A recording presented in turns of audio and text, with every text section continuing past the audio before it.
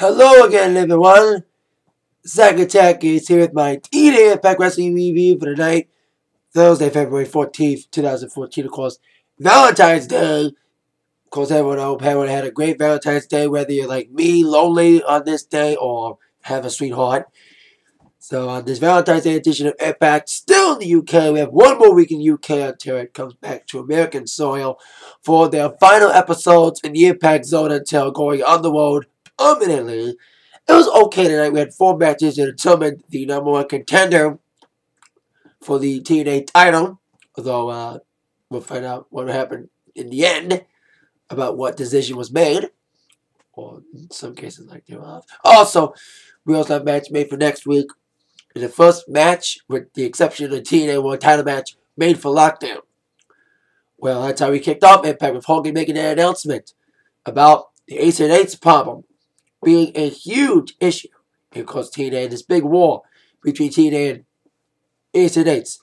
So it'll be a match at Lockdown, which I'm guessing it's going to be Lethal Lockdown. Though various rumors that there may not even be a Lethal Lockdown match, but it may happen. There may be a Lethal Lockdown match involving Team TNA and Team Ace and Eights.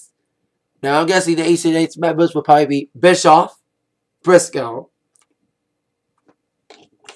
Devon, and Doc. That's my guess on which 4 members of Ace and Eights will take those positions. Well, when it comes to Team TNA, captained by Sting, I'm predicting that his members eventually will become Angle, Joe, and, well, Bully Ray, as we would see by the end of the evening. Despite an injury, I'm hearing that injury is not legit. Anyway, while that was taken care of, Hulk Hogan also announced tonight that he was planning to announce the #1 contender for Jeff Hardy in his TNA title also at Lockdown, with 4 matches to be taking place tonight involving 4 men. Aries and Rude, tag team champions against each other. RVD against James Storm, Angle and Samoa Joe. And our first matchup, Magnus against Christopher Daniels. Now, Magnus had the hometown advantage. This being UK and all. Magnus, of course, beat the crap out of Daniels and Kaz in a double team, beating the crap out of both of them 2 weeks ago. Now, he gets Daniels in the match. Now, Magnus looked very tough in this first half of the matchup. An okay opener for Impact. But Kaz kept interfering. Despite his manager's pass, Kaz got sent to the back. And with that, Daniels' momentum after Kaz's distractions went with him. As indeed, following the Kaz kick out, Magnus nailed Daniels with a driver. Coming off the top with an elbow drop, following that, and a 1, 2, 3 victory for Magnus. And a decent victory wasn't enough to impress Hulk Hogan to become the #1 contender for the TNA World Heavyweight Championship. We will all find out later on in the evening.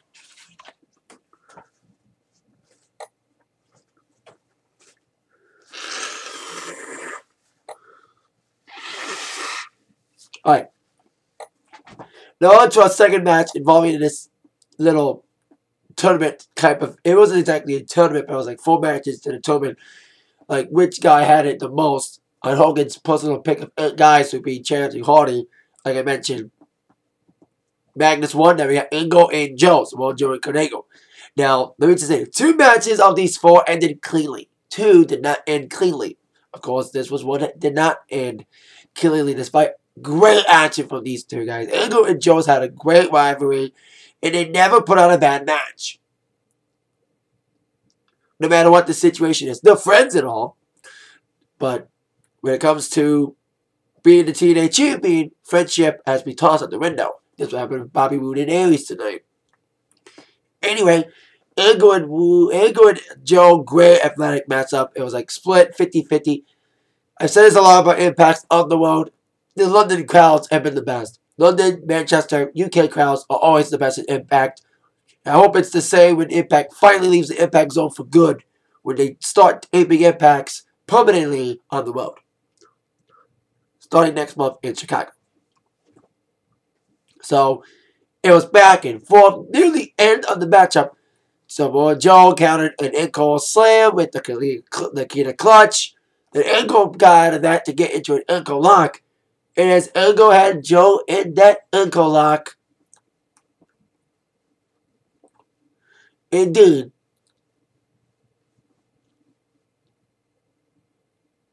Ace and Ace would spoil the party, specifically Briscoe and Bischoff.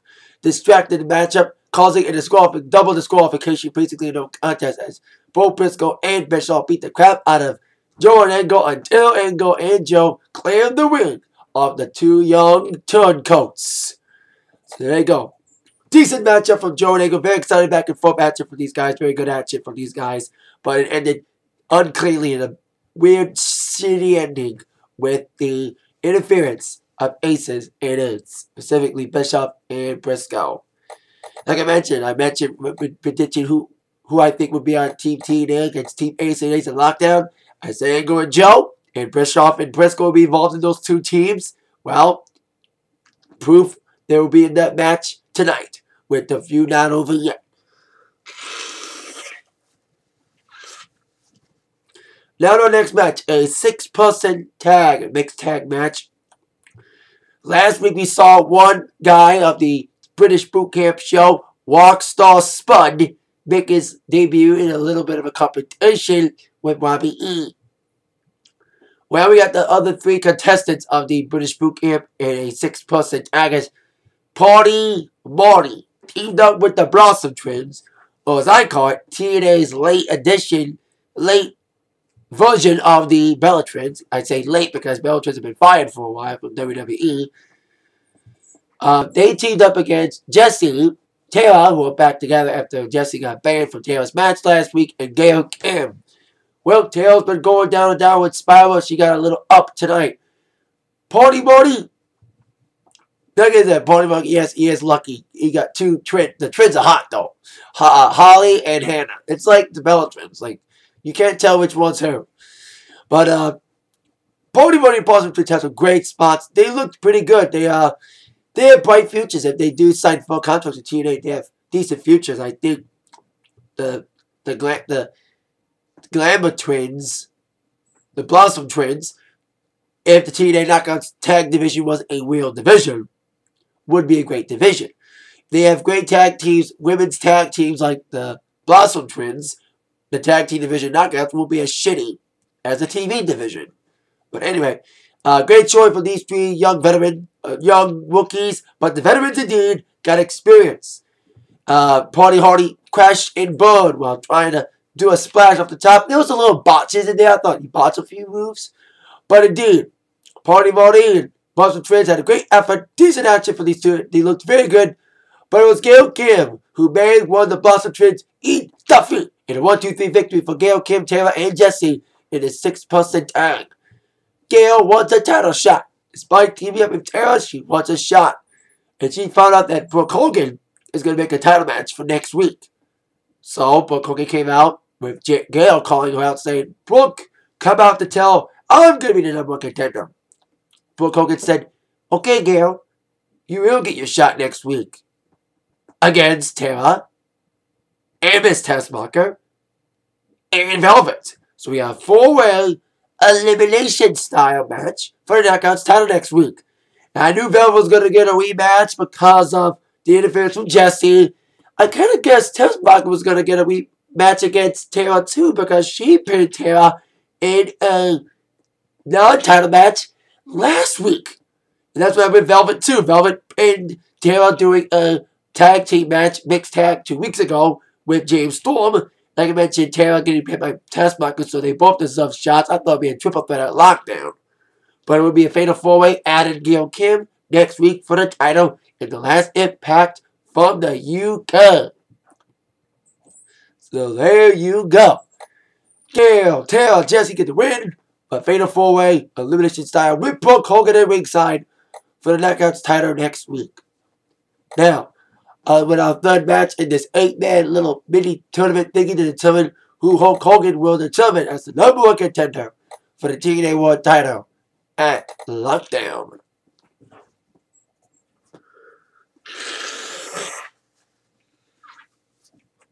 I said the crowd was split between Angle and Joe. Crowd was also split between James Storm and RVD.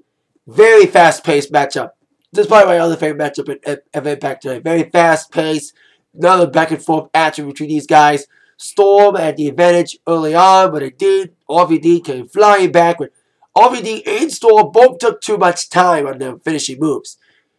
Storm did the opening plot of his 2 moves of doom, getting the closing call facebreaker, but he took too much time setting up for the last call, save for RVD. RVD nailed one of his moves, but then took too much time for the 5-star frog splash. But near towards the end, RVD also had a weekend to do a coast to coast. But RVD also missed up after taking too much time, and Storm got back up to deliver a super kick out of nowhere. Last call, 1, 2, 3. James Storm gets the win over RVD in a pretty good matchup. Wasn't enough for Hogan to be impressed. We would soon find out. Of course, we had segments throughout the evening involving Joseph Park getting ribbed by the guys, saying he had to politic. Of course, politics in wrestling, we all know that story. Well, Bully Ray has his injury preventing him from participating in this little mini tournament. And Brooke is pushing Hogan to indeed give Bully a title shot. But he has these 8 men in the tournament, and the 2 of the last 8 guys to fight is the 2 men who are currently the TNA Tag Team Champions, Austin Aries and Bobby Roode. They knew Hogan's plan to split them up 1 week after winning the tag titles. But indeed, Aries and Roode tried to let Hogan get into their heads and doing the best for business. Basically, they wanted one another to lay down. Turned out to be another Hogan-type move. Fickle Polka Doom reference. Anyway, after that little squabble about who was going to lay down for who, they really actually fought in the middle of that matchup. Little decent match as well between these 2 guys. Aries and Roode are, in my mind, the best heels in TNA right now. None of the tag champions. They're going to dominate the division as soon as they get their heads on straight. But indeed, each guy tried to cheat in this matchup to the Master Cheaters, but they both got caught every time. Aries was trying to use his foot for leverage, saving Roode using his arm for leverage on the ropes, doing several pins attempts, and even had submission attempts. It was great action for these guys. Decent main event. Another back and forth match between these guys. With, of course, like I said, split. It was like Austin Aries chant, Roode chant. I like UK crowds a lot. Hope it's the same where, like I said, they start taking impacts out of the impact zone and starting in Chicago next month. So, indeed, Aries had a little bridge on Roode, and of course, like I mentioned, Roode went for submissions, which led towards after that bridge attempt by Aries with Roode countering to the crossface. But, and they even had like a silly segment involving a steel chair, like near towards the end of the matchup. Roode got the steel chair. They tried pulling the Eddie Guerrero thing, trying to say one or say the other, hit him with a chair, like I said, lie, cheat, and steal like Eddie Guerrero, leaving the chair as evidence, saying that, oh, the other guy did it. Playing dead, as they would say. As they were both arguing with the referee. I told you there was 2 matches that didn't end cleanly. Roode and Aries was another one that ended not cleanly after the Angle Joe DQ attempt by Ace and Eights. Chavo Hernandez went out to the ringside area. One wearing, I think Hernandez was wearing a Roode shirt, and Chavo wearing an Aries shirt. Both men, Aries and Roode, got distracted and double count out. So, I don't think they were going to go for the titles anyway. I think it was a setup for another match possible for Lockdown. We had the Team Lockdown match, Team TNA and Ace and Eights. The TNA World title. Find out number one contender shortly. Or not. Then, of course, I smell a tag team title rematch involving Chavo Hernandez versus Aries and Roode, stemming from this distraction tonight from them. Chavo Hernandez and Aries and Roode's mind costing each of them a shot at getting an opportunity to wrestle the world champion. With that in mind, after that no contest finish, double count out finish, Hulk Hogan came out to attempt to announce which of the 8 men would indeed face Jeff Hardy. As he was about to make his announcement, the entire Ace and Eights crew came from the back of the arena, surrounded the ring, ready to pounce on Hulk Hogan. But Bully Ray, his son-in-law, despite having his injury. It's not legit. Bully Ray faked limping to step up and have his father-in-law's back. AJ scurrying as Bully Ray had a chain on him. In that also moment, Sting also came out to help, leaving even the odds with baseball bats and wicker bats, or should I say croquet bats, in hand. That's how we end Impact. No announcement on who the number contender is for Jeff Hardy at Lockdown. That'll probably be formally made next week if it doesn't get interrupted again by anybody, including Ace Nates.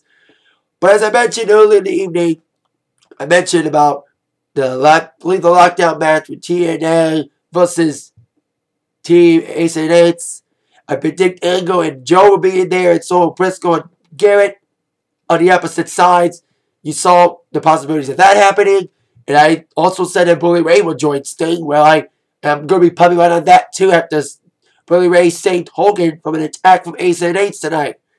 So, like I said, I say Bully, Sting, and Angle and Joe against Briscoe, Bischoff, and Devon and Doc in the Team TNA Ace and Eights match. We'll probably find out the members of both teams in the next couple weeks. This lockdown is a couple weeks away. So there you go. That's how we had an Impact tonight. That's my Impact Wrestling review for tonight. It was okay Impact beating UK today. Of course, next week, last one in UK with a fatal 4-way knockouts match for the title of Bobby Velvet, Tara, Taskmaster, and Gail Kim. Elimination style.